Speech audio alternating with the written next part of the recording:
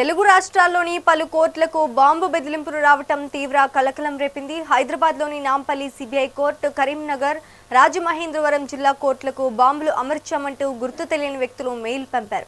ముఖ్యంగా కరీంనగర్ కోర్టులో మధ్యాహ్నం 12 గంటలకు పేలుళ్లు సంభవిస్తాయని హెచ్చరించడంతో అధికారులు అప్రమత్తమయ్యారు. వెంటనే రంగంలోకి దిగిన బాంబ్ స్క్వాడ్, డాగ్ స్క్వాడ్ సిబ్బంది కోర్టు ఆవరణలో క్షుణ్ణంగా తనిఖీలు చేపట్టారు.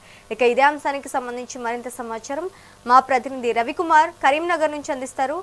రవికుమార్, చెప్పండి.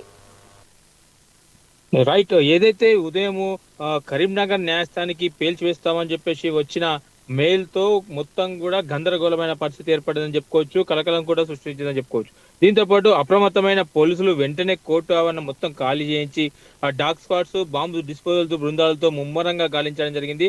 అణువున మొత్తం కూడా కోర్టు ఆవరణలో ప్రతి ఒక్క ప్రదేశాన్ని వదలకుండా ఇటు అక్కడికి ఎవరిని కూడా రానివ్వకుండా కోర్టు దగ్గరలో ఎలాంటి అంటే ప్రతి ఒక్క చిన్న వస్తువుతో సహా ఇటు బాంబ్ స్క్వాడ్ తో, ఇటు డాగ్ స్క్వాడ్ తో, బృందాలతో మాత్రం అయితే మొత్తంగా తనిఖీలు చేయడం జరిగింది. చివరికి ఎక్కడ వెతికినా గానీ ఎక్కడ కూడా ఎలాంటి ఆధారాలు దొరకకపోవడంతో కొంత ఊపిరి పీల్చుకున్నట్టు చెప్పుకోవచ్చు. జిల్లా కోర్టుకు అసలు ఈ బాంబు బెదిరింపు ఒక మెయిల్ వచ్చిన విషయంతో ఇటు పోలీసులు అప్రమత్తం అయినప్పటికీ ఇది మొత్తం ఈ మెయిల్ ఆర్డర్ సేకరించి సైబర్ క్రైమ్ టీం కు క్షుణ్ణంగా ఆరా తీసే పనిలో నిమగ్నమయ్యారు.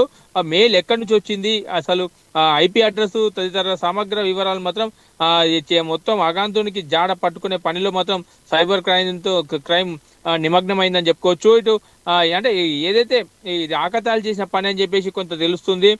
చూడాలి మరి. ఏదైతే అంటే కరీంనగర్ జిల్లా సంబంధించి ఈ బాంబు పెట్టామంటే ఆగంతుకుడు మెయిల్ చేసినడంతో ఇటు 12 RTX బాంబులు పెట్టామని కూడా ఇటు బుధవారం అంటే ఈ రోజు మధ్యాహ్నం సమయంలో మెయిల్ రావడంతో అప్రమత్తమైన పోలీసులంతా కూడా టోటల్ గా ఎక్కడ అంటే ఎలాంటి ఏమైనా సంఘటనలు జరుగుతాయనే ఉద్దేశంతో కూడా బాంబ్ స్క్వాడ్ తో మొత్తం తరలించడం క్షుణ్ణంగా పరిశీలించడం జరిగింది. ఎక్కడ కూడా ఎలాంటి చిన్న ఆధారాలు కూడా దొరకకపోవడంతో ఇటు CI Karimnagar 2 town CI Srujan Reddy ఆధ్వర్యంలో ఈ బాంబు స్క్వాడ్, డాగ్ స్క్వాడ్లు రంగంలో దిగి మొత్తం కూడా కోర్టు భవనం అంతా కూడా గాలింపు చేపట్టింది. చివరికైతే కొంత ఊపిరి పీల్చుకున్నట్టు తెలుసుకోవచ్చు. ఇది ఆగంతుకులా చేసిన పని అని చెప్పేసి చెప్పుకొస్తున్నారు.